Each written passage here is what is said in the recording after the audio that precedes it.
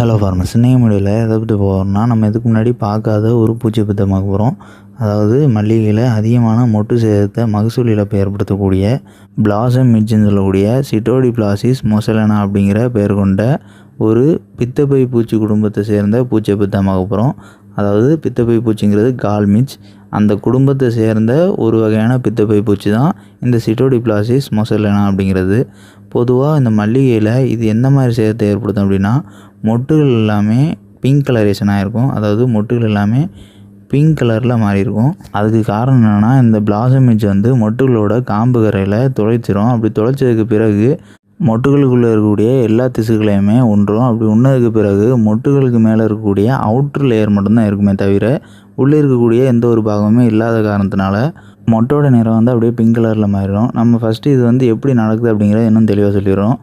இப்போ இந்த ஆரஞ்சு கலரில் இருக்கக்கூடிய கொசு மாதிரியான இந்த பிளாசம் மிட்ஜ் என்ன பண்ணும் அப்படின்னா, சிறிய சிறிய மொட்டுகளில், அதாவது பூக்கள் பூக்கிறதுக்கு முன்னாடி ஓரிரு நாட்களுக்கு முன்னாடி என்ன பண்ணுன்னா, முட்டைகள் இட்டு போயிடும். அந்த முட்டைகள் பூக்கு கீழே காம்பு கரையில் இருக்கும். இந்த முட்டைகள் எல்லாம் சரியாக ஒரு நாளில் பொரிஞ்சிடும். அப்படி பொரிஞ்சதுக்கு பிறகு அந்த முட்டையிலேருந்து வெளியேறக்கூடிய சிறிய புழுக்களானது காம்பு கரையில் துளையிட்டு மொட்டுகளுக்குள்ளே போய் மொட்டுகளுக்குள்ளே இருக்கக்கூடிய எல்லா திசுக்களையுமே உண்ண ஆரம்பிச்சிடும். சரியாக இது முட்டைகள்லேருந்து பொரிஞ்சு ஒரு 24 மணி நேரத்துக்குள்ளேயே மொட்டுகளுக்குள்ளே இருக்கக்கூடிய எல்லா திசுக்களையுமே உண்ணு. அதற்கு பிறகு பூக்கிறதுக்கான நேரம் வரும்போது அந்த மொட்டுகள் விரிகிறதுக்கு உள்ளே எதுவுமே இருக்காது. ஸோ என்ன ஆயிரும் அப்படின்னா, டிஸ்கலரேஷன், அதாவது பிங்க் கலரில் மொட்டுகளோட நேரம் ஆட்டோமேட்டிக்காக மாறிடும். அது இல்லாமலும் நாளடைவில் என்ன ஆயிரும்னா, இந்த பிங்க் கலரில் மாறிய மொட்டுகள் எல்லாமே அப்படியே கரிஞ்சு மண்ணில் கொட்டிடும்.